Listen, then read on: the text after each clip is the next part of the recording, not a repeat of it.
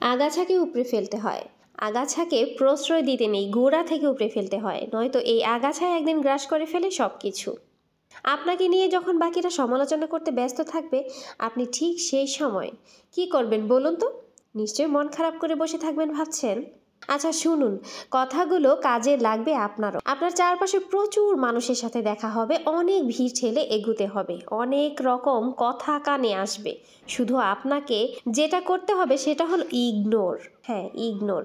জীবনে কিছু মানুষ আবর্জনা ছড়াতে আসবে, তাদেরকে আগাছার মতো উপড়ে ফেলে দিতে হবে।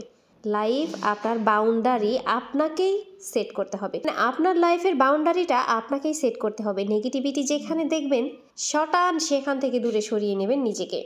শুনতে খারাপ লাগলেও আপনার কাছের মানুষ আপনাকে খারাপ দেখতে চায়, তারা চায় সহানুভূতি নামক মলমের ছলে একটু কাটা ঘায়ে নুন ছিটাতে। আপনি সিম্পলি সেই সুযোগটাই দেবেন না, অযথা তর্কে জড়াবেন না।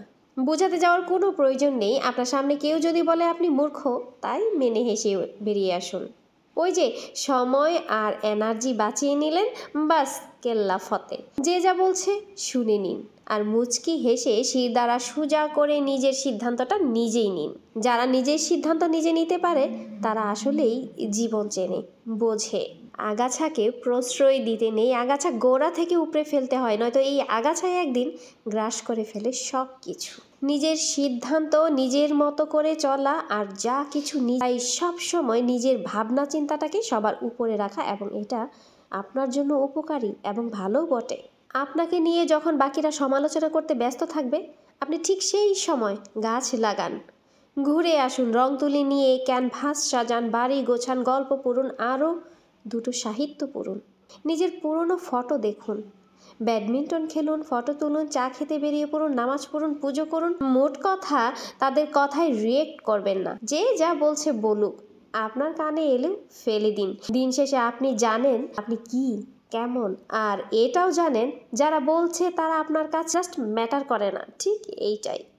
একটা বাউন্ডারি সেট করুন, একদম যাদের বা যার বুকে মিশে আপনি শ্বাস নেবেন, যার সামনে আপনি আয়নার মতো দাঁড়াতে স্বাচ্ছন্দ্য বোধ করবেন, ঠিক তাদের কাছেই ওপেন হন, তাদের কাছেই ওপেন আপ হন, আর তাদের কাছেই এক্সপ্লেন করুন, তাদের কাছেই ঝুঁকতে শিখুন, কারণ হয়তো তারা বা সে আপনাকে খারাপ দেখতে চাইবে না।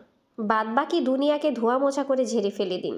একটা কথা মাথায় রাখবেন, জীবন অনেক সুন্দর, আপনি যে জীবনটা বাঁচতে পারছেন সেটা অনেক সুন্দর। আপনাকে শুধু মাঝে মাঝে গজিয়ে ওঠা আগাছাগুলো মিটিয়ে ফেলতে হবে, অথবা কোণে একটা কাটা ঝোঁক দেখতে পেলে সাইড কাটিয়ে চলে আসতে হবে। সব কিছুর উত্তর দিতে নেই, সব কিছুতে রিয়েক্ট করতে নেই, সবাইকে বোঝানোর কোনো প্রয়োজন নেই। এগুলো বাদ না দিতে পারলে লসটা কিন্তু আপনারই।